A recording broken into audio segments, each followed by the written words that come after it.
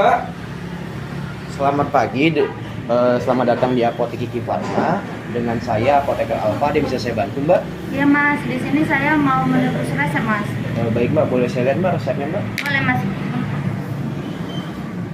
Ini Mas resepnya. Baik Mbak. Kalau boleh tahu ini resepnya untuk siapa ya Mbak? Untuk Mbaknya sendiri atau untuk orang lain ya Mbak? Untuk ibu saya Mas. Oh baik Mbak. Untuk ibunya ya Mbak? Iya.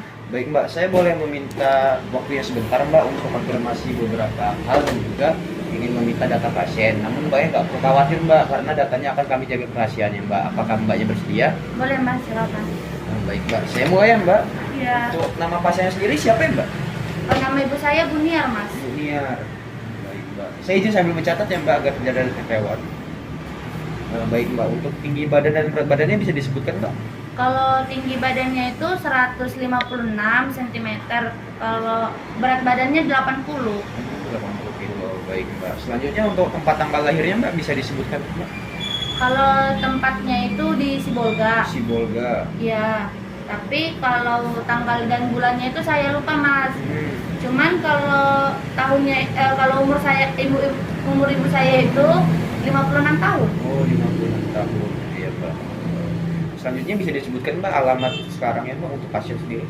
Di Jalan Sukarame nomor 7. Sukarame nomor 7. Iya. Rantau ya Mbak Ibu. Iya. Baik Mbak, selanjutnya untuk nomor teleponnya Mbak bisa disebutkan Mbak? 0812 0812 7654 754 2024 20 24. 24. Iya. Baik Mbak, ini untuk nomornya atas nama siapa ya Mbak? Cindy. Oh baik Mbak. Ini nama Mbaknya sendiri ya Mbak? Iya. Oh baik Mbak.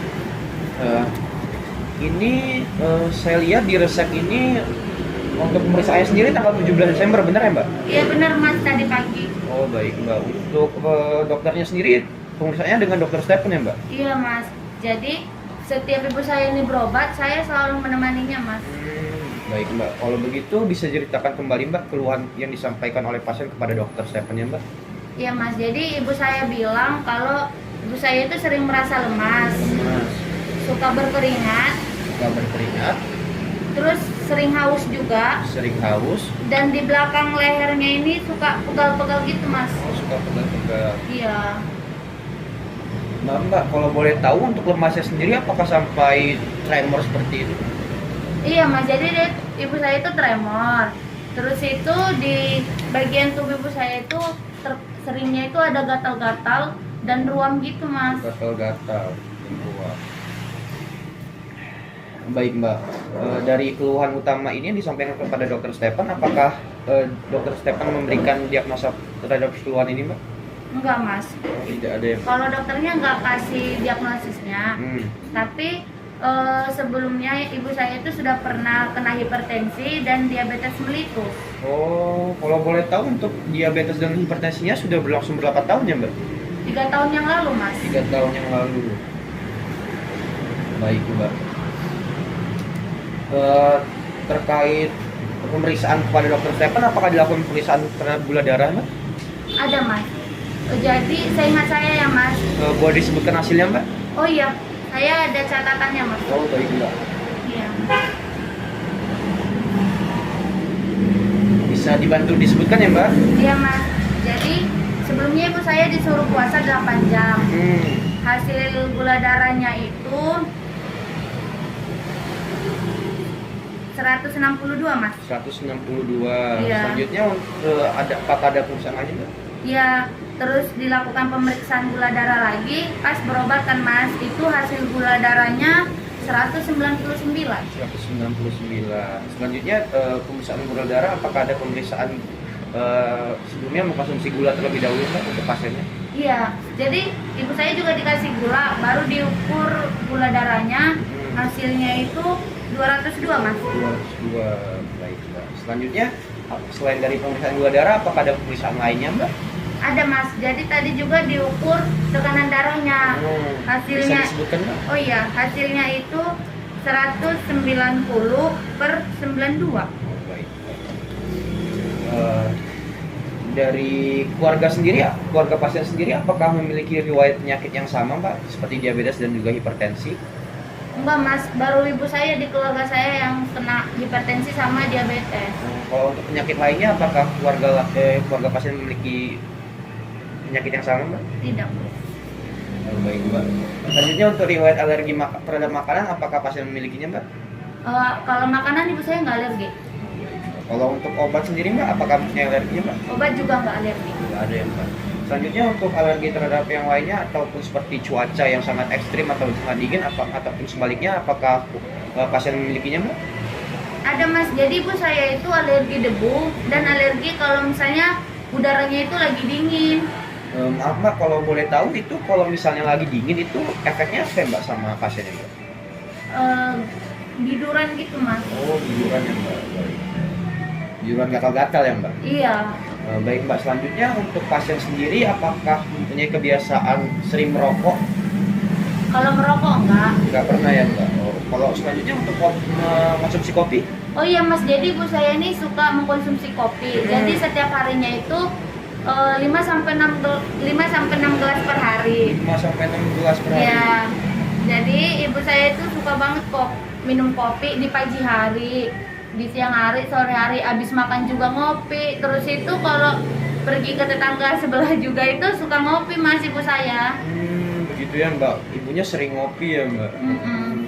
Selanjutnya untuk penggunaan obat sendiri, apakah ada sedang mengkonsumsi obat Mbak pasien dari resep dokter ataupun dari herbal ataupun jamu-jamu seperti itu Mbak?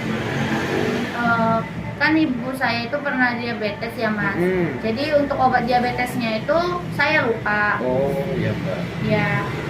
Tapi kalau untuk obat hipertensinya, karena emang setiap hari diminum sama ibu saya ingat obatnya itu Katopril. Katopril. Iya. Untuk obat Katopril sendiri apakah dikonsumsi sampai sekarang Mbak? Iya mas. Baik, Mbak. Untuk dosisnya sendiri, untuk perharinya itu biasanya konsumsi berapa kali Mbaknya ingat Mbak? Nggak tahu. Oh. Selanjutnya untuk Katopril ataupun penggunaan obat-obatan lainnya, apakah memiliki efek samping yang tidak diinginkan Mbak? Kurang tahu sih mas, tapi ibu saya ini sering ngeluh juga kalau ibu saya itu batuknya itu nggak berdahak. Oh, batuknya nggak berdahak. Baik Mbak, mungkin untuk datanya sendiri sudah selesai Mbak. Selanjutnya untuk resepnya sendiri, ini ada 5 macam obat ya Mbak. Sebelumnya saat pemeriksaan, apakah Dokter Stephen sudah menjelaskan macam-macam obatnya, kemudian cara penggunaannya, kemudian khasiat ataupun efek yang diharapkan nanti Mbak? Nggak ada mas, tapi tadi katanya bakalan dijelasin pas penebusan resepnya. Oh baik Mbak, kalau begitu saya siapkan terlebih dahulu ya Mbak obat-obatnya, nanti akan saya jelaskan kembali. Mbaknya bisa menunggu, ntar saya panggil kembali ya Mbak. Terima kasih ya Mbak. Baik, terima kasih. Silakan.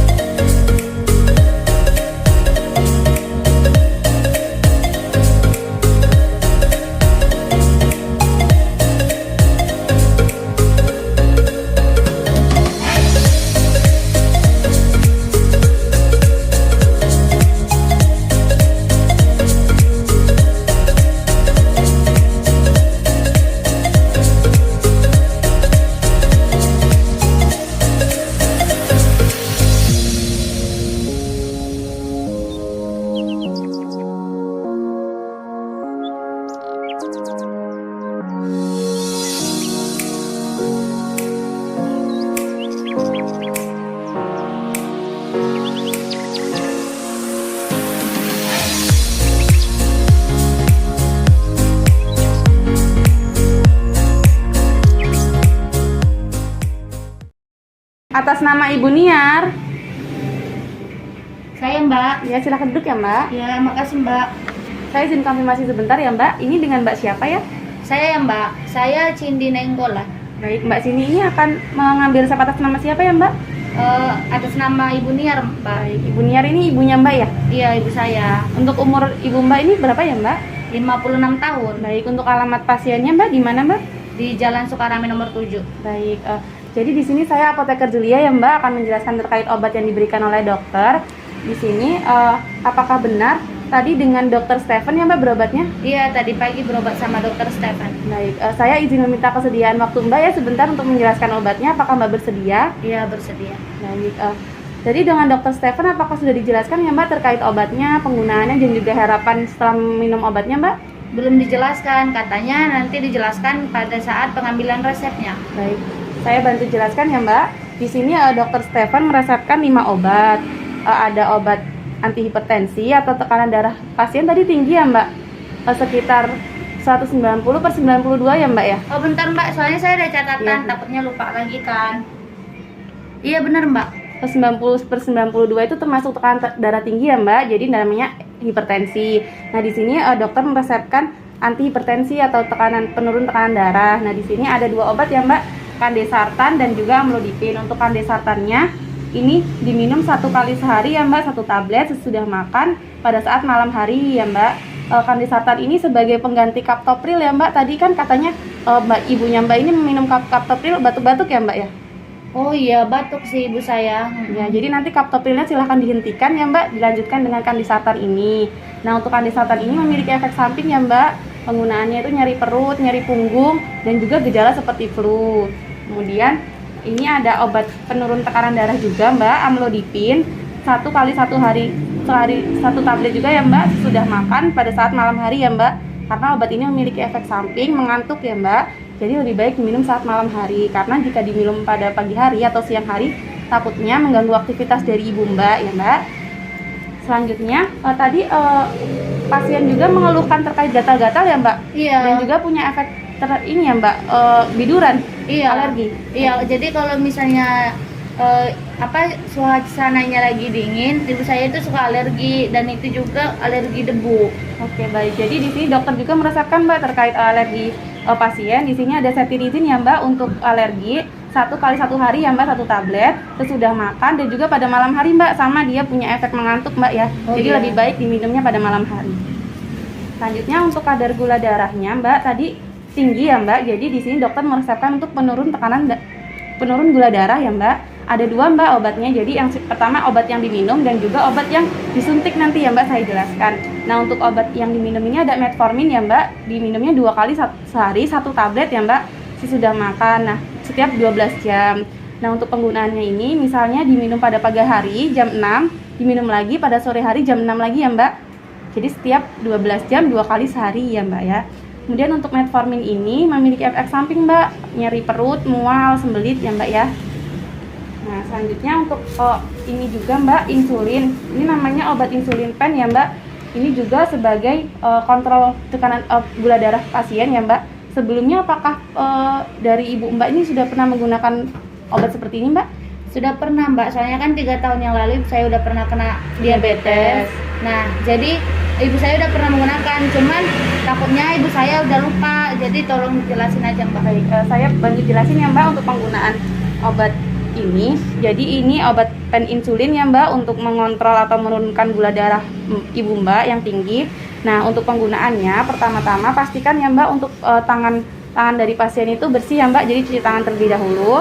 Kemudian disiapkan ya Mbak untuk pena insulinnya, kemudian jarumnya, kemudian nanti juga ada kapas alkohol ya Mbak untuk membersihkan lokasi penyuntikan, dan juga kotak sampah ya Mbak untuk membuang jarum nanti. Nah selanjutnya untuk penggunaannya, jarumnya ini Mbak nanti silahkan dicopot ya Mbak untuk segelnya. Kemudian ini pena insulinnya dibuka. Nah nanti jarumnya ini Mbak pasangkan ya ke pena insulin, dipasangkan, diputar hingga dipastikan terpasang ya Mbak dengan pena insulin. Selanjutnya Mbak di sini ada indikator dosis ya Mbak. Indikator dosis ini nanti untuk memastikan pena insulin ini bekerja dengan baik, silahkan diputar Mbak ke angka 1 atau ke angka 2 ya Mbak. Nah setelah itu ketuk-ketuk pena insulin. Nah kemudian untuk memegang pena insulinnya bisa seperti ini ya Mbak, digenggam, dan jangkauan ibu jari ini bisa menekan tombol pendorongnya ya Mbak. Kemudian ditekan sampai indikator kembali ke angka 0 ya Mbak. Nah, jarum insulinnya juga harus keluar ya Mbak untuk memastikan bisa digunakan. Nah, bila belum keluar dipastikan diulangi lagi ya Mbak caranya sampai insulinnya keluar, sampai indikatornya ke angka 0. Nah, selanjutnya untuk penggunaannya Mbak, di sini kan tertulis ya Mbak, sudah saya tuliskan dari dokternya diberikan 10 unit ya Mbak. Nanti diputar ke angka 10 ya Mbak, ini ke angka 10. Kemudian di angka 10 ini nanti disuntikan ya Mbak ke lokasi penyuntikannya, itu bisa di daerah-daerah tubuh yang banyak lemaknya Mbak, seperti lengan, paha, dan juga perut. Nah, di sini saya akan menyontohkan di penggunaan pada perut ya Mbak. Di perutnya nanti jangan lupa dibersihkan dulu ya Mbak, bisa dengan kapas alkohol atau tisu. Nah, kemudian disuntikan, suntikannya seperti ini ya Mbak, menggenggam. Jadi tegak lurus ya Mbak dengan perut. Nah, disuntikan ini jangan mendekati pusar ya Mbak. Kemudian disuntikan, ditekan ya Mbak, tekan tombol pendorongnya hingga angka indikator dosis ini kembali ke angka 0 ya Mbak. Nah, jika sudah kembali ke angka 0, disuntikan, tekan, tunggu dulu ya Mbak selama 5 atau 10 detik untuk memastikan insulinnya itu benar-benar masuk ke dalam tubuh pasien. Nah, setelah itu dicabut, silahkan keluarkan dari jarum pena insulinnya Mbak. Jarumnya dibuka, kemudian dibuang ya Mbak di kotak sampah. Nah, selanjutnya penggunaan tutup pena insulinnya bisa ditutup kembali, dan insulinnya ini bisa disimpan di suhu ruang ya Mbak. Nah, untuk pena insulin ini penyimpanannya sebelum digunakan disimpan di freezer, jangan disimpan di freezer ya Mbak, disimpan di lemari pendingin di bagian bawah ya Mbak, di kulkas bagian bawah.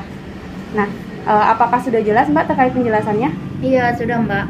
Baik. Untuk penyimpanan obat-obat lainnya ini juga Mbak disimpan di suhu ruang ya Mbak, jangan dihindarkan dari jangkauan anak-anak dan juga sinar matahari ya Mbak, nanti bisa rusak obatnya. Baik, sudah jelas Mbak? Sudah Mbak. Saya kalau sudah jelas, saya minta Mbak untuk menjelaskan kembali ya Mbak terkait apa yang sudah saya jelaskan, takutnya tadi ada yang terlewat Mbak. Oh iya Mbak, tapi saya mohon ketersediaannya untuk dikoreksi ya Mbak apabila ada yang salah. Jadi ini kan ada obat untuk diabetesnya ada 2, yang penggunaannya itu diminum sama yang disuntikkan.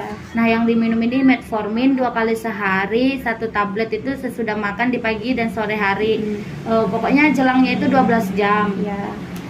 Selanjutnya itu ada cetirizin, ini tadi untuk gatal ya Mbak? Iya, benar. Nah, itu diminum 1 kali sehari, 1 tablet sesudah makan di malam hari ya Mbak?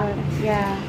Ini amlodipin ini saya lupa Mbak, untuk apa ya Mbak? Amlodipin ini untuk penurun tekanan darah ya Mbak? Oh iya, amlodipinnya 1 kali 1 tablet sesudah makan di malam hari. Bener ya Mbak? Iya, benar. Ini juga kandesartan untuk hipertensi tadi ya Iya, Mbak? Nah, itu juga 1 kali sehari 1 tablet sesudah makan di malam hari juga ya Mbak? Oke Mbak. Jadi kandesartan sama amlodipin ini sudah menggantikan kapterpil yang digunakan Ibu Mbak ya. Tolong yang kapterpil dihentikan ya Mbak. Iya Mbak. Dan ini Mbak, saya minta tolong juga untuk menjelaskan kembali terkait penggunaan pena insulin, takutnya ada yang terlewat. Oh iya Mbak. Jadi ini jarumnya. ya, jadi ini jarumnya dipasangkan ke sini, dipastiin dia benar-benar terpasang ya Mbak. Oh ya Mbak, jangan lupa ya Mbak, sebelum menggunakan cuci tangan terlebih dahulu, dipastikan bersih Mbak tangannya. Oh iya, berarti ibu saya cuci tangan terlebih dahulu, lalu jarumnya ini dimasukkan sampai benar-benar terpasang.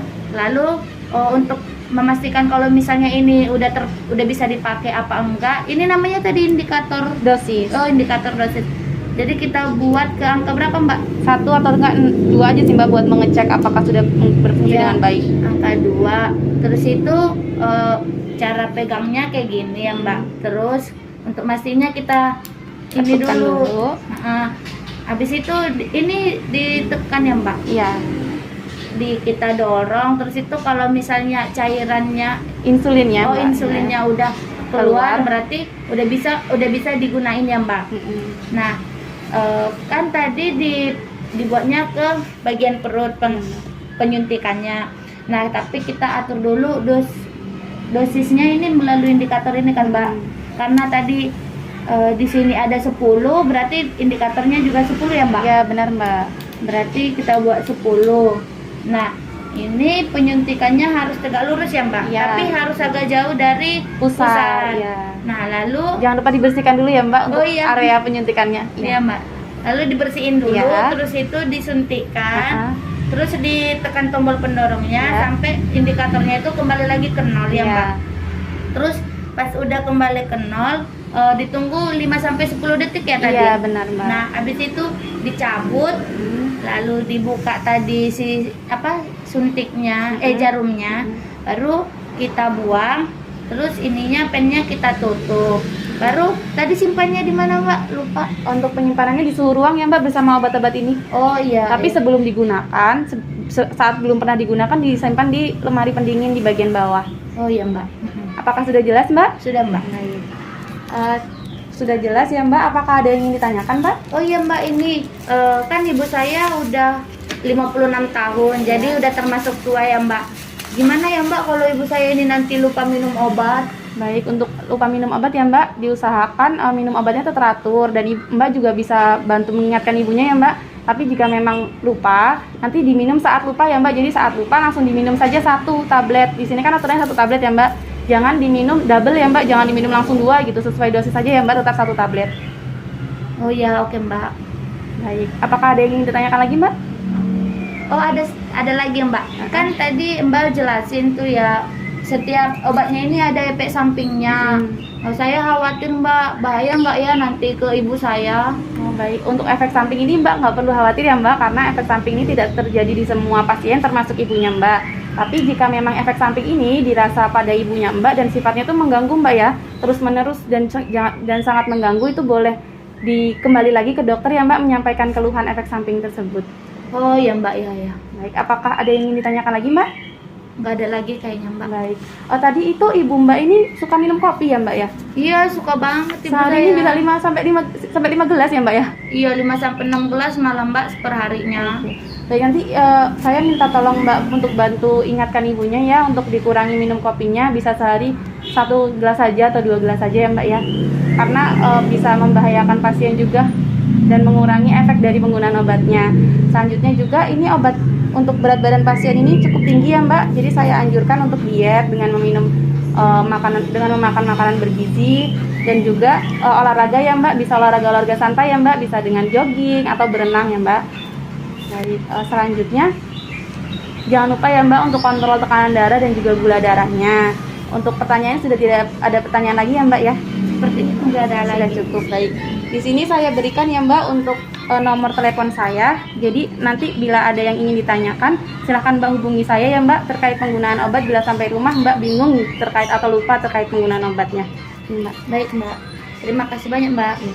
Ini ya Mbak obatnya, diminum dengan teratur, dibantu ibunya untuk minum dengan obat dengan teratur ya Mbak. Jangan lupa dikontrol tekanan darah dan juga gula darahnya. Semoga cepat sembuh ya Mbak. Terima kasih Mbak. Selamat siang. Terima kasih Apoteker Julia.